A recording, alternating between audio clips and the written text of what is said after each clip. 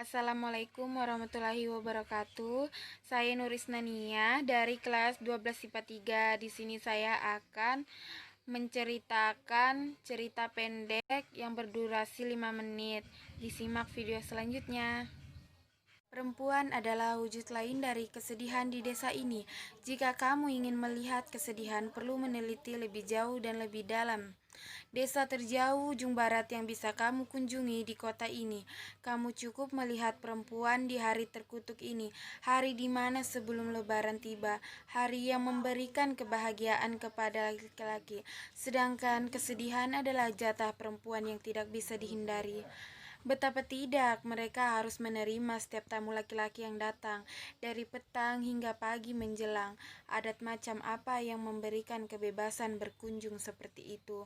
Mungkin kamu tidak pernah membayangkan, bahkan mendengarnya pun tidak pernah, tetapi inilah kehidupan, bagian kecil dari kehidupan di desa ini. Aku adalah saksi atas segala hal mengenai adat saksi, saksi dari segala duka yang disimpan perempuan, tuan rumah, dan kebahagiaan setiap tamu laki-laki yang singgah. Dari laki-laki yang hanya datang untuk mencicipi makanan hingga laki-laki yang punya niat untuk menggoda perempuan.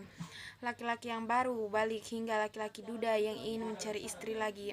Laki-laki yang mencicipi bangku sekolah, laki-laki yang mencicipi bangku madrasah, hingga laki-laki yang sehari akrab denganku di rumah.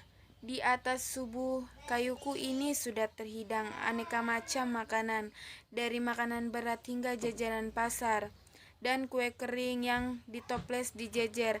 Hidangan terbaik untuk disiapkan para tamu yang datang. Semakin baik dan hidangan lengkap atas tubuhku, semakin baik pula penghuni rumah di dalam pandangan masyarakat.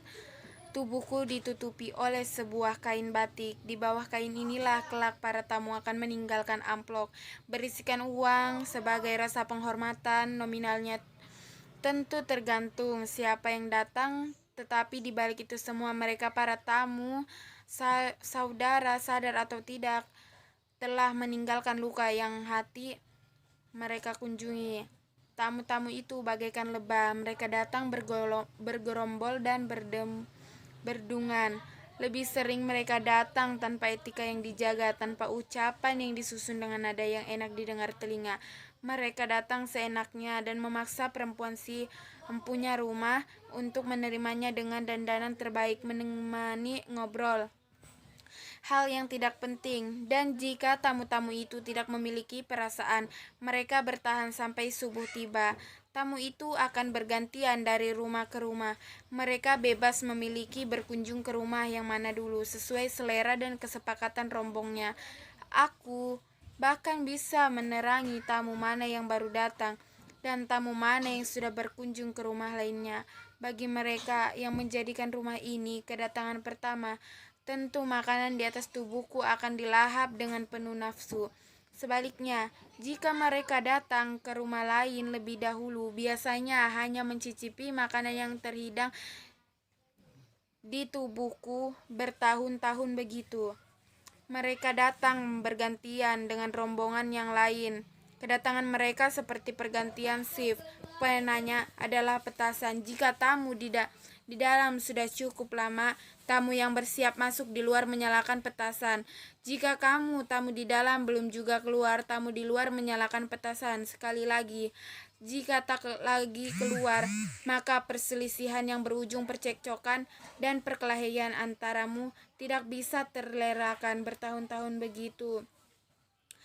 Jadi, beberapa tahun yang lalu, kehidupan di saat bulan Ramadan itu sangat sepi karena adanya pandemi COVID-19.